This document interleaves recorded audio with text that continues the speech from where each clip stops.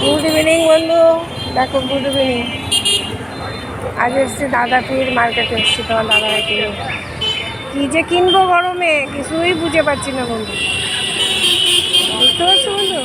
লাস্টে 6টা মুসম্বি নিয়ে একটু শশা নিয়ে বাড়ি যাচ্ছি গরমের মধ্যে। ঠিক আছে বন্ধু, এত গরম। কালকে একটু বৃষ্টি হওয়াতে ভালোই লেগেছিলো, কিন্তু এখনকার আম দেখো বন্ধু, ওগুলো খেতে ভালো হবে কিনা জানি না, হচ্ছে না, ডাউট আছি। এই জন্য বন্ধু নিলাম না আমগুলো, এত মনে হচ্ছে ভালো হবে না। মৌসুমি আর কলা নিয়ে আমি দাদাভাইকে বললাম চলো বাড়ি চলে যাই, নিয়ে প্রচণ্ড ভিড় আছে, আস্তে আস্তে আস্তে আস্তে চলে যাবো বন্ধু। ঠিক আছে, হাঁটাও হয়, চলে তো একটু বেরোতেই হয় বন্ধু।